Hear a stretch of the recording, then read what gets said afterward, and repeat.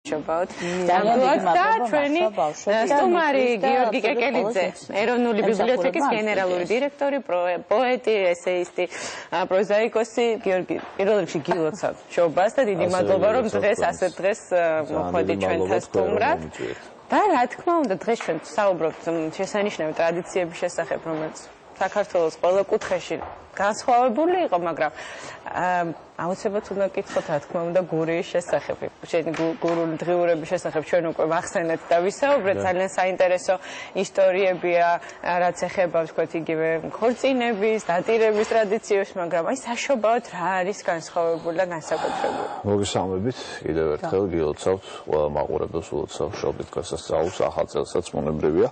იცით რა არის გურიას, ისევე როგორც ვთქვათ, მის მომიჯნავე კუთხეებს მეტნაკლებად აერთიანებს სხვადასხვა სხვა ხის ტრადიცია და მათ შორის ბუნებრივია რელიგიური ტრადიციებიც. რელიგიური ტრადიცია გასაგები მიზეზის გამო იყო, თქვათ, სპეციფიკურ სივრცეში მოქცეული, გულისხმობ საბჭოთა პერიოდს და შესაბამისად, თქვათ, ზოგიერთი სხვა ტრადიციისგან განსხვავებით, რომელიც ადვილად გამოძვრა, თქვათ, აი ამ ბნელ 70 წელში, მას მოუწია თავის გადარჩენის მიზნით, ხან თქვათ, ცოტა პაგანიზებული ფორმის მიღება, ხან ცოტა თქვათ, სახეცვლილება სხვა მიმართულებითაც და ასე შემდეგ და ასე შემდეგ. მოკლედ, რაც შეეხება შობას და თქვათ აღდგომას და ასეთი ტიპის ძალიან ძლიერ დღესასწაულებს, რომლის თქვათ, ესეთი ძალიან საფრი განცდა არსებობდა ხალხში, მისი გადარჩენა ხდებოდა სხვადასხვანაირი მეთოდით, სხვადასხვანაირი კულტურული მეთოდით, თუ შეიძლება ასე ითქვას, და მათ შორის ესეთი კულტურული მეთოდითაც, რომელიც ყველაზე დიდხანს რჩება, ხო, ალბათ ადამიანების იდენტობის თვალსაზრისით, ეს არის კულინარია. და გურიაში, ვთქვათ, პირველი, რაც საბჭოთა პერიოდში ჩემი ბავშვობის დროს შობას ადამიანებს ახსენებდა, ეს არის დღეს უკვე ძალიან ესეთი პოპკულტურად ქცეული გურული ღვეზელი, რომელსაც ამ წუთას უკვე საკრალური მნიშვნელობა მთლიანად დაკარგული აქვს, იმიტომ რომ ნებისმიერ თქვათ ეს საკონდიტროში შეხვდები ძალიან ადვილად, მაგრამ მაშინ ითვლებოდა რომ უნდა გამომცხვარიყო მხოლოდ აი 6-ში საღამოს და მას ასევე ერქვა მუცლის ალოცავი. ძალიან მომეწონა. ეს არის იდეა, აი ეს გიორგის განსაკუთრებულად უნდა ვთხოვო, რომ ცხადია ტრადიცია შემორჩა, მაგრამ გულისხმობ უშუალოდ აი ამ კულინარიის, თქვათ, აი ამ პროდუქტს მას შეხვდებით ნებისმიერ დროს ზაფხულშიც, რაც ადრინდელ პერიოდში არ იყო მთლად შესაბამისი ამბავი, ხო? ნუ რაც შეეხება აი მუცლის ალოცავს, ბუნებრივია კიდევ ერთხელ ამბობ, ეს იყო რაღაცა აი ხალხურ ცოდნებთან გადაჯაჭვული ამბავი, მაგრამ გარკვეულწილად ქვეცნობიერად თუ ცნობიერად ინარჩუნებდა იმ ტრადიციას, თქვათ, რაც მე-19 საუკუნიდან მოსდევდა და შესაბამისად, თქვათ, იყო ეს თვითგადარჩენის ერთგვარი მცდელობა. მუცლის ალოცავს რაც შეეხება, იყო ძალიან ისეთი სახალისო ერთგვარი რიტუალი, რომელიც გულისხმობდა იმას, რომ ყველა ოჯახის წევრზე ცხებოდა თითო ასეთი კერძი, იმის მიხედვით სხვათა შორის ვინ რამხელა იყო, რა ზომის იყო და ასე შემდეგ და ასე შემდეგ. ნუ მუცელი დამოკიდებული უფრო იმაზე იყო, ვინ შემოგატარებდა, ანუ ხელის ზომაზე. აქ ასაკს გულისხმობ უფრო.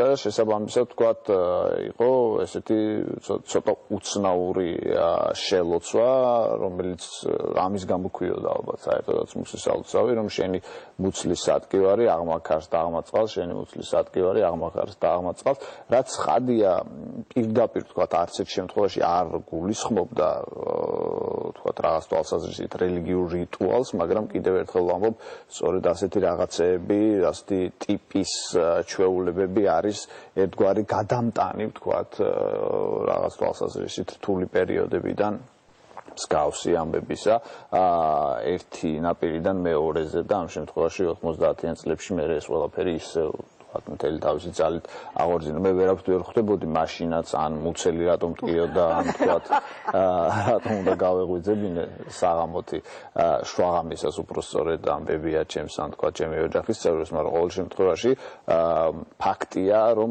აი ასეთი ტიპის რიტუალები აცოცხლებენ თუნდაც ესეთ აგრესიულ ათეისტურ პერიოდში ამ ტიპის დღესასწაულებს.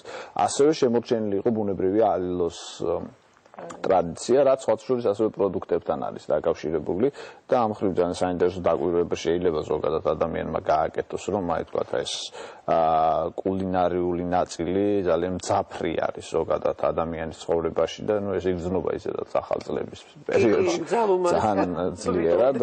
ალილოს ტრადიცია მეტნაკლებად ისეთივე იყო, როგორც სხვა კუთხეებში საქართველოში, ანუ დადიოდნენ ადამიანები და ითხოვდნენ თქვათ აი ამ ტიპის ბრწყალებში შემოწირულობებს ოჯახ-ოჯახ. აი ტიპური რელიგიური განცდა ბუნებრივი ამას მოკლებული ქონდა, მაგრამ ცხადია ამ ყველაფრის განმაპირობებელი იყო შობის დღესასწაული და შესაბამისად თქვათ ის დღესასწაულო განწყობა რაც მე მახსოვს საბჭოთა წლები და მე მახსოვს 4-5 წელი საბჭოთა პერიოდის ისიც ცოტა ბუნდოვნად და მე 90-იან წლების დასაწყისი რომელიც ასევე ბუნებრივია ინერცია იყო და კარგად დიდი ინერცია დღესაც იგრძნობა საბჭოთა კავშირის, მაგრამ რაღაცები შეიძლება ისე აღარ.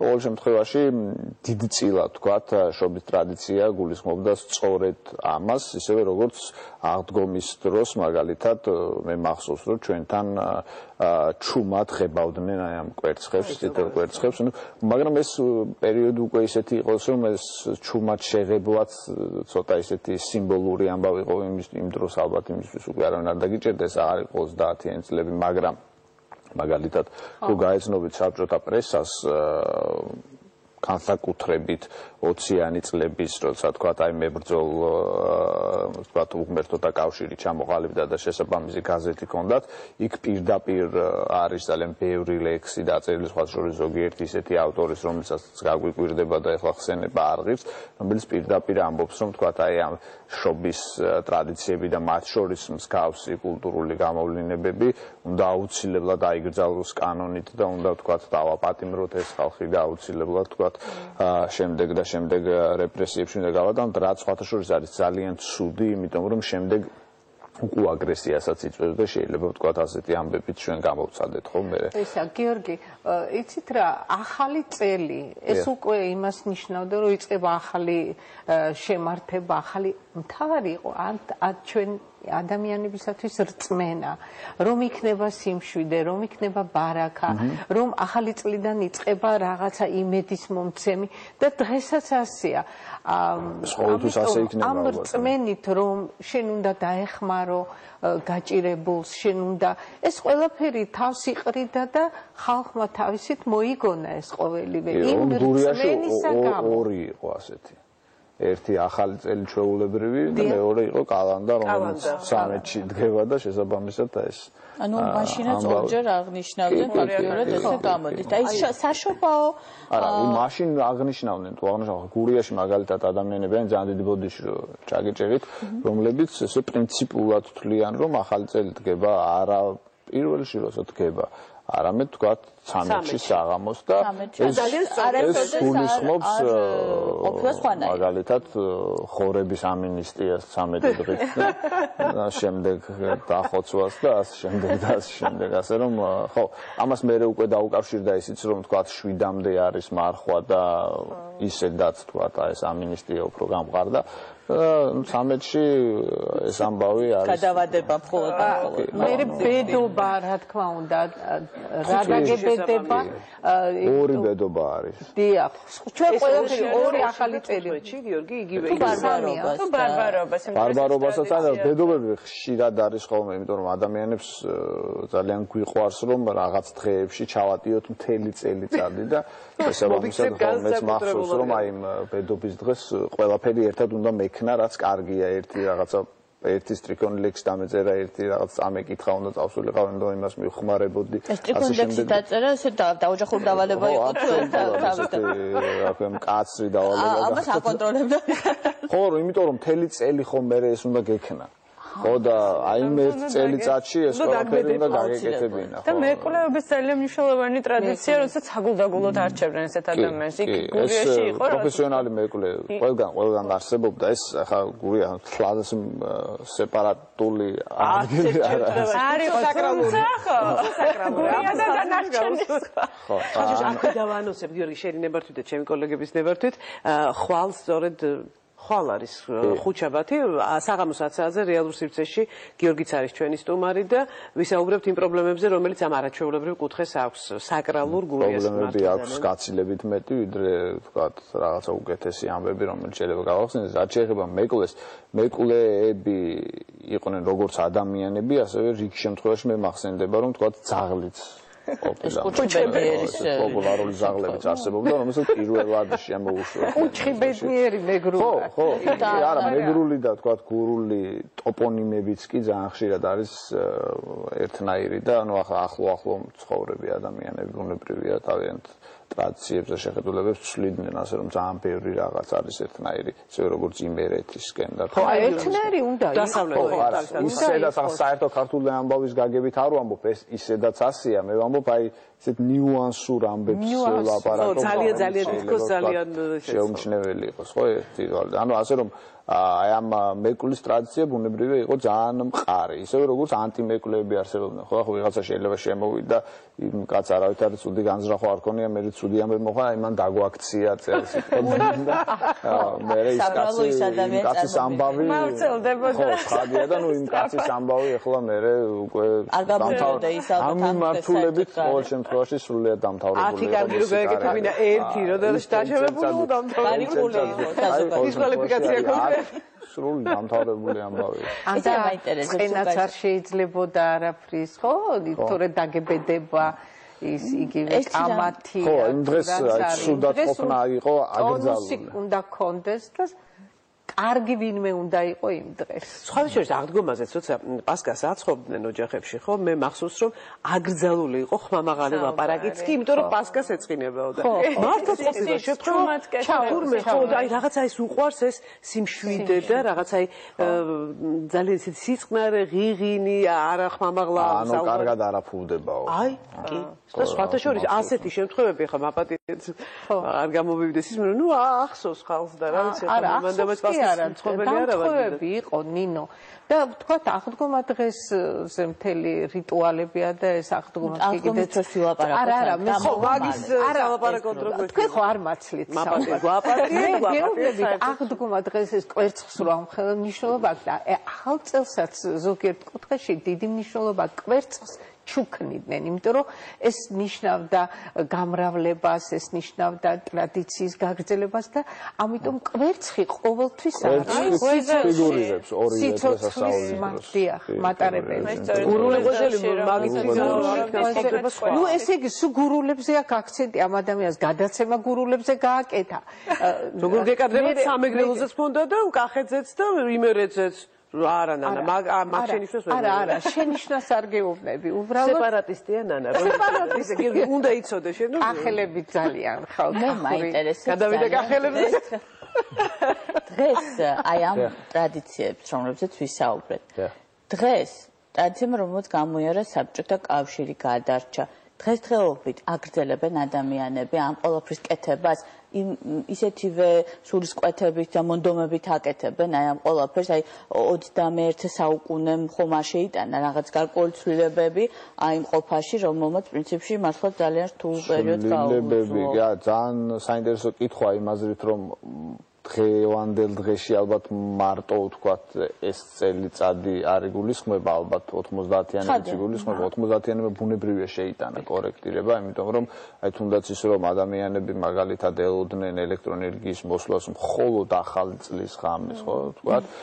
ცოტა სხვანაირი განწყობით ხდებოდნენ ამ ყველაფერს მერე კიდე ამას ემატება ბუნებრივია ტელე ვთქვათ კულტურის უფრო მძაფრად შემოსვლა მაშინ მხოლოდ ერთი არხი იყო ეხლა ბევრი არხია და ამაზე უფრო არიან მიჯაჭული სად უყურონ როგორ უყურონ და შემდეგ თუმცა ის ძირითადი ნიუანსები ბუნებრივია ყველა არის შემორჩენილი იმის და მიხედვით ვთქვათ რა მდგომარეობა არის ზოგიერთ ოჯახში და რა ეკონომიკური საშუალება ყველაფერი ბუნებრივია ებმის მაინც ვთქვათ ეკონომიკურ მზაობებს ახლა შედარებით ვთქვათ ეხლა ელექტროენერგიის და მსგავს ტიპის საკითხები არის მოწესრიგებული მაგრამ გურია ითვლება ისევე როგორც სხვა რეგიონებიც ძალიან ისეთ განსაკუთრებით ჩვეულებრივი ოჯახები ძალიან შეჭირებულ მდგომარეობაში, მაგრამ აი ყოველთვის საქართველოში ასე ხდებოდა, რომ ისე როგორც სტუმრის მოსვლის დროს, ასევე დღესასწაულების დროს ხდება მთელი აი ამ ფინანსური რესურსის აკუმულაცია და მაქსიმალურად ცდილობენ, რომ აი მაშინ მაინც ყველაფერი იყოს აი ეს ძირითადი ნიუანსები, ეს გოზინაღი იქნება, ვთქვათ, ხაჭაპური იქნება, საცივი და ასე შემდეგ და ასე შემდეგ. და სუპერმარკეტებსაც ეთყობათ რა, რამდენიმე. სუპერმარკეტები იქ ბევრი არ არის, მაგრამ რამდენიც არის, იმას ეთყობა. მაყურებელი ყავს, ჩვენ გველოდება დიდი ხანია. დიახ. გისმენთ ყურადღებით. დიახ, გისმენთ. ალო. გამარჯობა, მოგესალმებით. გისმენთ. აი, რა შეკითხვა, აი, მინდა მოგიყვეთ ამბავი სამტრედიაში მოხდა ესე. დიახ. მეზობლის გოგონა მყავდა და შევიდა მეზობელთან, მასწავლებელი იყო მუსიკის და ფეხი რო ამბობენ როგორი ფეხი აქვს. მეკოლე. დიახ. ხო და ამ დროს მოხდა მეორე დილას არ გაცენებულა და ქმარი ამ ოჯახს, ესე იგი ამ მუსიკის მასწავლებელს ქმარი გარდაეცვალა, კრანი, ელექტრული კრანი მოხდა საფეთქელში. ინჟინერი იყო ეს კაცი. იმის მერე ჩემმა მეგობარმა საერთოდ არსად არ შესულა არასოდეს ხასიათები წაუხდა, რომ ვინმესთან სტუმრად შევიდეს, რაღაცა იმის მერე არასად არ შესულა მეკვლეთ. რა საოცრება მაინც არსებობს ესეთი. ხობატონა და მამის მიზეზი გარდა იმისა, რომ თავად ქონდა ესეთი შეგრძნება, იყო რაღაცა მიზეზი, რომ ადამიანებმა აგრძნობინეს მას, რომ შეიძლება მისი ბრალი ყოფილიყო ეს ყველაფერი? ხო, სამწუხაროდ აღარებელი აღარ არის. მაგრამ ფაქტია, რომ ეს ორმხრივი ამბავი იქნება. ალბათ, ყოველ შემთხვევაში ეს არის ძალიან ძიმე ისტორია და არ ვიცი, ამაზე ცალკე უნდა ვილაპარაკოთ. ბუნებრივია ხა ჩვენ რაციონალური ადამიანები ვარ და ვიცით, რომ ეს იმ ადამიანის იქ შესვლას არ უკავშირდებოდა, მაგრამ ნუ ზოგადად ხა დამთხევა. მაინც ეს განწყობა და დამოკიდებულება არის. მაინც ყველა ცდილობს, ხო იმის მიუხედავად ჯერა თუ არ ჯერა მეკვლეობის როდესაც შედიხარ ოჯახში ახალი წლის დღეებში, მაინც აკვირდები შენობდე ვინმე იყო თუ არა, იმიტომ რომ ხო თუ არ მოგიწვიეს, არ დაგპატიჟეს, ასე ვთქვათ, მეკვლეთ, მაინც ვთხილობ, რომ რაღაცნაირად შენი ინიციატივით არ გახდე. ხო, მაგრამ ამის გამოსავალიც ნახა ადამიანმა თვითონ შემოდიან მეკვლეთ. ოჯახის წევრი. ბავშვს აუცილებლად. იმიტომ რომ ბავშვი არის სიმბოლო ბედნიერების და სისუფთავის. და მე სწორედ გუშინ ვფიქრობდი, იცი, ახლა საოცარი რა არის, იცი რომ ნუ ხა გარკვეულ ასაკში როცა შედიხარ ეს ყველაფერი რაღაც მოვალეობებში უფრო გადადის ვიდრე თქვა იმ ხელა სიხარულს ეს ყველაფერი აღარ უკავშირდება მარტივი მიზეზის გამო რომ ძალიან ბევრი თქვა პასუხისმგებლობა ოჯახის უფროსზე იგივე ამ მოტანა ყველაფრის გამზადება ორგანიზება ამ დღესასწაულის რომელიც ყველაზე მეტად ბავშვებს უხარიათ აი გიორგი არის თუ არა რაღაცა ისეთი თავისებურებები რაც ბავშვობაში უფრო იგრძნობოდა თქვა როცა შენ თქვა იქ და იმ სიტუაციაში იყავი და უკვე ახლა როცა სტუმრად ჩადიხარ, რა თქმა უნდა, თავისთავად ცხადია, ეს ყველაფერი ძალიან სასიხარულო იქნება, მაგრამ არსებობს თუ არა ეს რაღაცა, ესეთი სევდანარევი თითქოს მაინც ისეთი ახტაცება აღარ ამ ყველაფრით. ჩემი ბუნებრივია ეს ყველა ადამიანს ახასიათებს, ისევე როგორც მაგალითად პატარა ასაკში თოვლის მოსვლა გიხარია უფრო და მერე რაღაცნაირად ეს სიხარული ნელდება, ამგვარი სადღესასწაულო სიხარულებიც ნელ-ნელა ვთქვათ რაღაცა რუტინის ნაწილად იქცევა და შეიძლება საერთოდ ნუ ეს არ არის კარგი, იმიტომ რომ ადამიანი მაინც რიტუალური არსებაა და ამითაც გამოხატავს თავის თავს, მაგრამ ნუ ნელ-ნელა მაინც რაღაცა უკანა პლანზე გადაწიო. რა თქმა უნდა, ბავშვობაში მე უფრო მიხარო და ახალ წელი მიუხედავად იმისა, რომ მაშინ გაცილებით უფრო დიდი გაჭირვება იყო და შესაბამისად თქვა მართლა ეს ელექტროენერგიის მოსვლა გულისხმობდა იმას, რომ ახალი წელი იდგა ან რა ვიცი, ან შევარდნაძე იყო ჩამოსული ან რაღაცა დაახლოებით ესეთი ამბავი. მაყურებელი ყავს. გისმენთ გამარჯობათ. გისმენთ. გისმენთ, გავბატონო. საუბრობთ ეთერში გზანდები. დიახ, გისმენთ. მე მგონი აღარ სურს ჩვენთან ლაპარაკი მაყურებელს. გადაიფიქრე. გადაწყვიტე რომ გიორგის მოსვლა უფრო ერთი რამ მაინტერესებს. თას და ბარს შორის განსხვავება, რასაც შენაბუდი რომ ის ხუთხურია განსხვავებული, თუ აი თქვათ რაღაცა სხვაც არის, აი ტრადიციული განსხვავების, იმიტომ რომ ბარში, ნუ ეს პირობითად, ანუ იმ ადგილებში, სადაც ურბანიზაცია არის მეტი, ან დაბაში, ან ქალაქში, ბუნებრივია, ვთქვათ, მეტი არის გავლენა დედაქალაქის, ანუ გულისხმობ თბილის და იმ ტენდენციების, რაც ვთქვათ, არის ნაგარნახევი თუნდაც ტელევიზიებიდან, ან ვთქვათ, ადამიანები უფრო ხშირ კონტაქტში არიან, ხო? და შესაბამისად თქვა რაღაც თვალსაზრისით იმეორებენ იმ ამბებს, მაგალითად შეიძლება 90-იანი წლების ბოლოს უკვე ოზურგეთში გაჩნდა ფენომენი, რომ შეიძლება ახალი წელი სახლში კი არ აღნიშნო, არამედ დაიქირაო რაღაც თქვა ადგილი დარბაზი, რომელიც ადრე რაღაც სხვა ფუნქციას ასრულებდა, შეიძლება გამართო დისკოტეკა სიტყვას ვამ, ხო? ანუ ეს გავლენები იქ უფრო მეტია ბუნებრივია. რაც შეეხება მთის ნაწილს, ის გაცილებით უფრო მძაფრად ინარჩუნებს იმ ტრადიციებს, რომელიც ვთქვათ არის ნამემკვიდრეები და შესაბამისად ვთქვათ გიორგი, იმიტომ რომ ხო, არა, არაფერი ტრაგიკული მაგაში არ არის. ეს შეინარჩუნოს, სხვა საქმე მოგვარდეს, აი თუნდაც ის რაც ხვალინდელ გადაცემაში იქნება და ამგვარი ტრივიალური ამბები ერთი შეხედვით, რომელიც ძალიან ბევრ რაღაცებს აზიანებს, მაგრამ ყოველ შემთხვევაში იმას ვამბობ, რომ აი ურბანულ ნაწილებში უფრო სხვანაირად არის უკვე მოწოდებული და ეს გარდაუვალი ამბავია, იმიტომ რომ თქვა ინტერნეტისაც ვიღაც შეიძლება საერთოდ ახლა Facebook-თან იჯდეს ახალწელს 12 საათზე და იქედან იყოს ჩართული ამ საახალწლო მოლოდინებში. თავისთავად საკუთარი ტელევიზიით მაუწყებლობს, იმიტომ რომ ადამიანებს გაუჩნდათ საშუალება მიმართონ მსოფლიოს საკუთარი არხის საშუალებით. ამას გამოიხატება ინტერნეტის სოფლებში ცოტა უფრო ნაკლებად არის ჯერჯერობით. მაყურებელს უნდა ჩვენთან შემოსვლა. კი ბატონო, ჩვენ არაფერი გვისმენთ, გისმენთ ყურადღებით. გისმენთ. გამარჯობა. საყვარელო ადამიანებო, მე მოგიყვებით ახლა იმერეთიდან ვარ, ზესტაფონის რაიონიდან და ეს დღეს შემემთხვა ასეთი რამ ტრადიციებთან დაკავშირებით. ბავშვობაში საუკეთესო ფეხი მქონია, ასე იყო აქტმული თელმეზობლებში. წამიყვანეს მე და ჩემი ძმა დედაჩემა და დაგვაწვინეს ნალიაში. ნალიაში იყო დიდი საწნახელი და ჩააგვიგოს, აგანგებოს, დაგვაწვინეს იქ. ღამეო მამაშენი გამოვა გარეთო და ახველებს და იმ დროს შემოდითო, იმიტომ რომ იქ საათი არ იყო, არაფერი ვერ გავიგე. თურმე საწყალი მამაჩემი ჯერ მთელი ღამე ვჭამეთ ის ნობათი რაც წავიღეთ. თურმე საწყალი მამაჩემი თავის საქმეზე გამოსულა გარეთ და ახველა. შემედი სახლში წამოხდით ძეზე გაცემდა თქო 3 საათი იყო. გამოგვენთო დედაჩემი საკეცით დავიღუპე, დამღუპეთ ეს საკენითო. რა დროს უნდა მოსულიყო, მის შემდეგ მეკლეთ ახალსასულო. წარმატებით დაიარა იმ წელმა. სამაგეროთ რა გადასარევი. ყველაფერს კარგ გაიხარეს, ძალიან მეყარხარ. თქვენს კილოც დიდი მადლობა ჩვენი რამე გაუტარებიათ ნობათის და ნუგბარის მირთმევაში. მაგრამ ესეთი აცდენები ალბათ უფრო საინტერესოა, რომ ჩვეულებრივი ამბავი ხო არ დაამახსოვრდებოდა ამ ქალბატონს. გიორგი, მოხდა შეფხვევა რომ შობას შეხვედრი ხარ, თქვა სხვა კუთხეში, ან სხვა ქალაქში, ან სადმე სხვაგან. არა, ან თბილისში შეხვედრი ვარ, ან ოზურგეთში, ხო, ან რადგანაც დაემთხვა, რომ სხვა ქვეყანაშიც არასდროს არ ყოფილა შობის დღესასწაულის დროს აღმოჩნდა. მეც რა მაინტერესებს, როცა გაზრდილი ხარ აი ამ რაღაცა ტრადიციებით, რაღაცა ბუნებრივად აკეთებ, მაგრამ ეს ყოველთვის ხდება ისე, რომ ვიღაცა ალბათ აკეთებს ამ ყველაფერს და შენ იღებ მონაწილეობას, ხო, ბავშვი ხარ. ტრადიცია ხომ მაგრამ აი როცა როცა შენ ცხოვრობ მარტო დამოუკიდებლად და დგება შობის დღე და შენ არა მე საჩემილი ახოეზელის გამოცხადა. მე ახდება არა.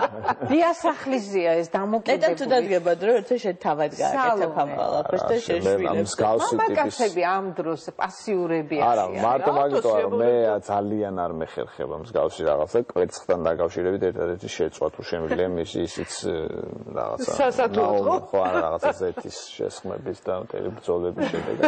ტიპიური ქართველი, ტიპიური. დანარჩენი სხვათა შორის ერთი ტრადიცია აქვს. არა, ეს კარგი სულ არ არის გასახარელი ამბები, რომ მე არ შემიძლია თორე სხვა. ეს არის ჩვენი შეზღუდული შესაძლებლობები, შეგვიძლია თქვა, ხო, ნებისმიერ ადამიანს შეიძლება რაღაცაში ქონდეს შესაძლებლობა არის ეს, რომ ხო, არ შეუძლია დარწმუნებული ვარ, რომ ვერასდროს ვერ შევძლებ გურულო ოზელის გამოცხადებას, ეს წარმოუდგენელი საქმე. მე გიცდიათ, მე დარწმუნებული ვარ, რომ ასე ცუდათაც არ იქნება საკუთო გადაწყვეტა. ჩემი უნარების ზოგადად მაქვს მოსინჯული კულინარია. ალილოში მაინც ძირითადი ამოცანა მიზანი არის ქველმოქმედება. ეს სიტყვა მაშინ არ იყო, მაგრამ რა პოზიციაც ჰქონდათ, რანაირი სვლაც ჰქონდათ, ის დიდი ქალაქი იყო თუ პატარა, იყო ეს ქველმოქმედება. გაზიარება არა ქველმოქმედება მე აი დღეს მაგალითად რაც მოხდება ხო ვარდების მოედნიდან ეს ზარდის რა ხდება ბატონო სველობა იწევს და შემდეგ ორი სველობა ეს მერე უკვე ბავშვებს გადაეცემათ მთელი ეს ანოვაგე და მთელი ეს საჩუქრები რა თქმა უნდა ეს ქველმოქმედება ხო აი ზუსტად ალილოზე გამახსენდა უბრალოდ იმაზე რომ თუ როგორ შეიძლება თქვა აი გადატანა რაღაც თვალსაზრისით აი კულტურული ნიუანსებით ამგვარი დღესასწაულებს იგივე ვერისუბნის მელოდიების ამბავიც რომელიც აი ძალიან გაგანია საბჭოთა პერიოდში არის ხო ანუ ირიბად მაინც ადამიანებს ახსენებდა თქვა შობის დღესასწაულს ხო იქ არსად არ ამბობენ რომ რაღაცა პირიქით რიგ შემთხვევებში შეიძლება ეს კომიკური ეპიზოდებიც იყოს თქვა ნაწილისთვის, მაგრამ მაინც ყოველ შემთხვევაში არის ირიბის შეხსენება და ადამიანები მაინც ძალიან ძნელად წყდებიან მსგავსი ტიპის ფუნდამენტურ ტრადიციებს. არიან ისინი რელიგიურები თუ არა, მას არ აქვს ასეთი მნიშვნელობა. კიდევ ერთ მაყურებელი გველოდება გისმენთ გამარჯობა. გამარჯობა, მოგესალმებით ყველას, მოგესალმებით. მოგახარჯეთ ყველას კარგი. ყველას გილოცავ. რეტალკურიდან, რეტალკურიდან ჩვენი ტრადიცია გური დარგალობა ხდება პირველი ფეხადობას უძახია აი კათლების ყვავით როცა ჩამოედოში მოგაშახებს ხარული და მიეკებო დააძინო მიარწვა ყველაფერი რაც იგა საუკეთესო შემდეგ გაიყვანო და სიმინდი და აცი დედალი აცი მამალი და აცი და ასი მისი მოჩხოროზი ესე დიახ ბატონო ასი მისი მოჩხოროზი ხან ხო დიახ ერთ მე არ მწამსაერთოდ ამის მოწმოთ და ეს მეზობელთან ამ ბარბალობა დღეს თავიდა მეორე მეზობელი რომელიც კოჭლი და ძალიან ცუდად დადიოდა და არესიამო მომდრო შეფთა ვილი ყველაფერი და როცა მოვიდა გაზაფხული და პატარა ძილები დაიჭირა და ზუსტად ისეთი დაიჭირა როგორც ის მეზობელი იარებოდა და აი ეს არის რა ამ კურიოზია რა და თუ მეგონა და ამ შემდეგ ცოტა რაღაცა ეჭვმავს რომ რაღაცა მართლა აღწევს და ჩვენ ესე იგი დაგვაფრთხო მაყურებელმა დღეს და არ ვიცი რა თქმა უნდა ამ შემთხვევაში ნამდვილად მოჩხოროზი რას ნიშნავს გავიგო ფართო მნიშვნელობის სიტყვა ნიშნავს შთამომავალსაც და შეიძლება ვიღაცამ თქვას ზოგადად და რაღაცა ეს კონკრეტული შთამომავალი ანუ შვილი ესე შემდეგ ვიღაცამ ზოგადად გამოიყენოს ეს სიტყვა როგორც მომავალი ზოგადად და შემდეგ და ნუ აი 100 დედალი, 100 მამალიო და კიდე 100 მისი შთამომავალი. აჰა, მთელი მოჩხოროზი. ეს უფრო ერითმება, მაგრამ მოჩხოროზი ვერლიბრის ამბავია და გულებს ესეც. უყვართ ძალიან, კი. რაც მთავარია ჩვენს პატარებს ძალიან.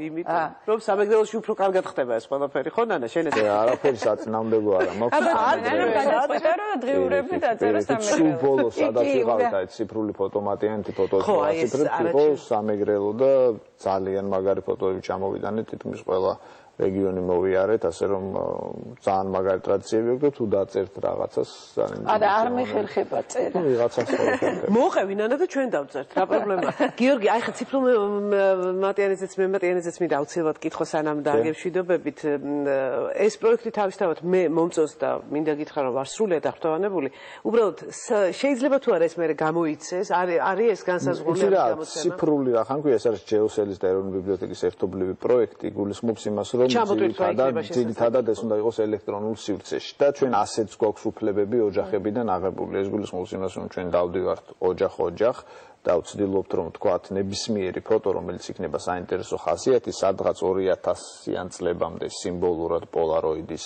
ეპოქამდე გავაციფროთ გადავიტანოთ თქვათ ციფრულ მატარებელში და ასე შევინახოთ და ძალიან ბევრი მნიშვნელოვანი ადამიანი აღმოვაჩინეთ მნიშვნელოვანში არ გულისხმობ მე მაინდა-მაინც იმას რომ ის ცნობილი უნდა ყოფილიყო საინტერესოდ ხო საინტერესოობის წესრიგით კონტექსტები აღმოვაჩინეთ ძალიან მნიშვნელოვანი და გარკვეულწილად როდესაც ჩვენ თქვათ აი ამ პროექტის ერთ ეტაპს დავასრულებთ თქვენ ელექტრონულ სივრცეში ფოტომატიანე წერტილი G ესე იწერება ეს H-ით თქვენ შეგიძლიათ ნახოთ თქვათ ერთგვარი ისტორია საქართველოში მე-19 საუკუნის დასაწყისიდან ვიდრე თქვათ 2000-იან წლებამდე რა ხდებოდა, რა იცვლებოდა, ძალიან მნიშვნელოვანი ამბების დაკვირვება შეგიძლიათ, აი მაგალითად როგორი სხვანაირები ვიყავით ჩვენ საბჭოთა პერიოდამდე.